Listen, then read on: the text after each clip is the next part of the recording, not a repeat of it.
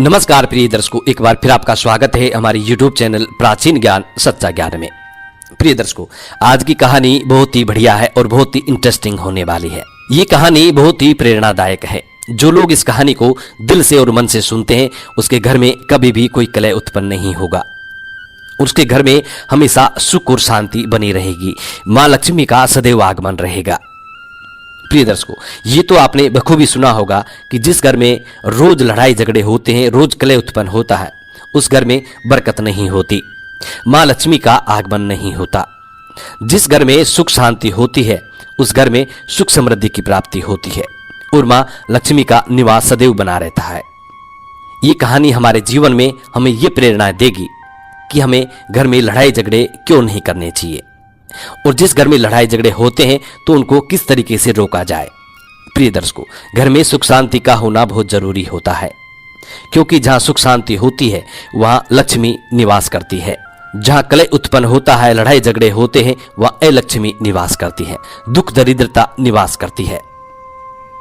इसीलिए हो सके तो इस कहानी पर जरूर अमल करें और इस कहानी को पूरा सुने। ये कहानी आपको आपके जीवन में ढेरों सारी प्रेरणाएं देगी। ये बहुत ही प्रेरणादायक कहानी है।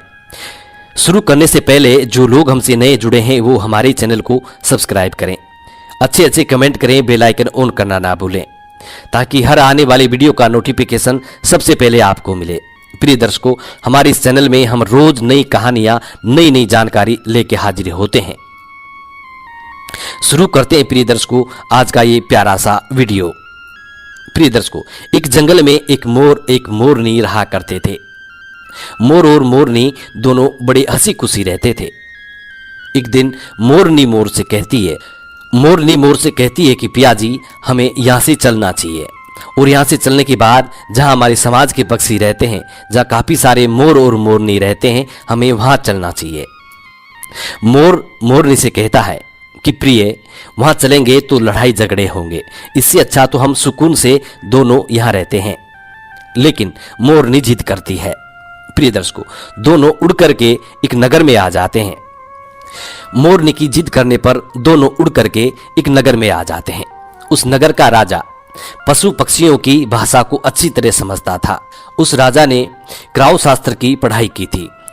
क्राउ शास्त्र का मतलब होता है कि जो पक्षियों की आवाज को समझ सके, पशु पक्षियों की हर आवाज को समझ सके। वो राजा सभी पशु पक्षियों की आवाज को समझता था। हर जीव जंतु की आवाज को वो बखूबी समझता था कि क्या कह रहा है। दोनों मोर और मोरनी उस नगर में आ जाते हैं। एक दिन की बात है, राजा अपनी रानी से कहता है कि रानी, मुझे बहुत तगड़ी भूख लगी है और मुझे भोजन खिला दीजिए। प्रिय दर्शकों, राजा की रानी 3600 प्रकार के भोजन बना करके और थाली में सजा के, एक हाथ में पानी का लोटा, दूसरे हाथ में भोजन की थाली लेकर के और राजा के समक्ष आती है। राजा को भोजन परोसती है। जैसे ही राजा के समक्ष थाली रखी जाती है तो एक चावल का टुकड़ा जमीन पे गिर जाता है। प्रिय दर्शकों, वहीं पे कुछ चींटियां घूम रही थी। एक चींटी उस चावल के टुकड़े को और धीरे धीरे लेकर के जाने लगती है। राजा इस चीज को, इस घटना को देख रहा था। उस चींटी के पास में तुरंत दूसरा बड़ा चींटा आता है और वो चींटा उस चींटी से कहता है कि प्रिय, ये चावल का टुकड़ा मुझे दे दीजिए और तुम राजा की थाली से दूसरा चावल का टुकड़ा लेके आओ। प्रिय दर्शकों, इस बात को वो राजा समझ जाता है, क्योंकि राजा पशु पक्षियों की, हर जीव जंतु की भाषा को समझता था।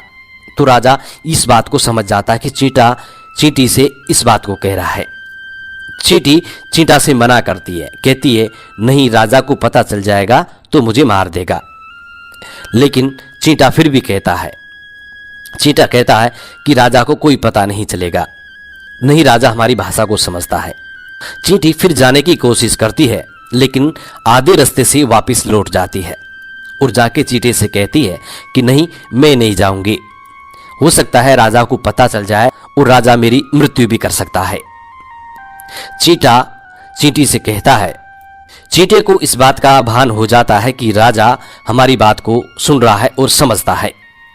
चींटे को इस बात का भान हो जाता है। चींटा चींटी से कहता है कि राजा हमारी बात को सुन रहा है और समझता भी है। राजा ने हमारी बातों को सुन लिया है। चींटी चींटे से कहती है, यदि राजा ने हमारी बात को सुन लिया है और राजा यदि हमारी बात को किसी अन्य व्यक्ति से कहेगा तो राजा उसी वक्त पत्थर का बन जाएगा।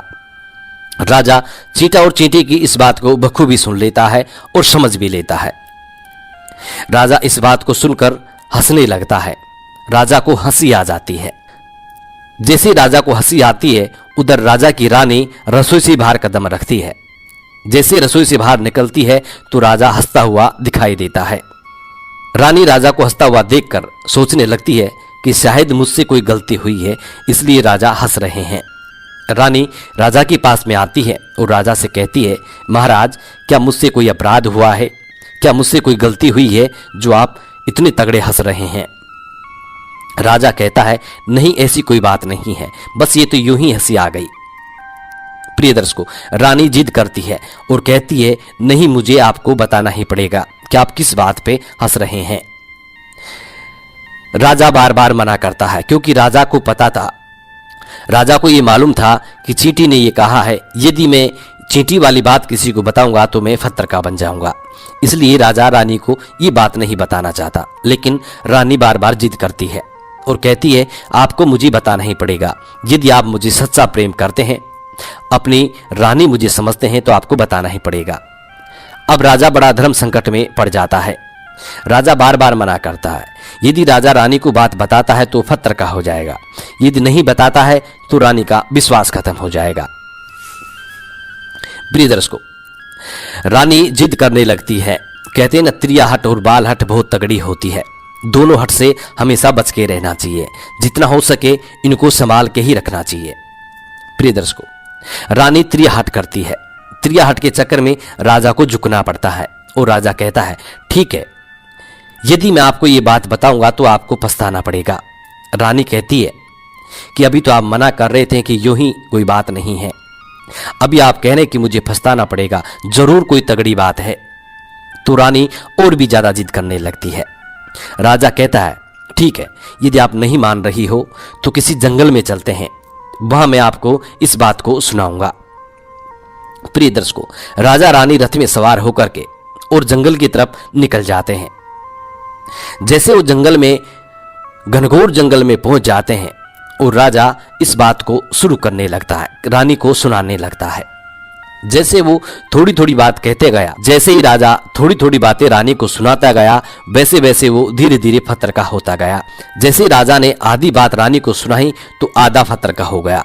राजा फिर रानी से कहता है कि रानी, मैं धीरे धीरे पत्थर का बनता जा रहा हूं, तुम बहुत पछताओगी। रानी कहती है कि राजा साहब, महाराज, थोड़ी सी बात बची है, उसको भी कह दीजिए। प्रिय दर्शकों, राजा संपूर्ण बात कहता है और राजा पूरा पत्थर का हो जाता है। रानी की जिद के कारण राजा पत्थर का हो जाता है।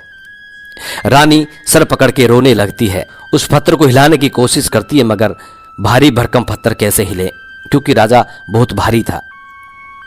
इस कहानी से हमें यह सीख मिलती है कि कभी भी त्रिया हट के चक्कर में ना पड़े। जो लोग त्रिया हट के चक्कर में पड़ जाते हैं उनका पतन निश्चित होता है। जो लोग त्रिया हट के चक्कर में पड़ जाते हैं उनका पतन निश्चय ही हो जाता है। इसलिए कभी भी त्रिया हट के चक्कर में ना पड़े। हम उम्मीद करते हैं कि ये जानकारी आपको जरूर पसंद आई होगी। जी नमस्कार, धन्यवाद।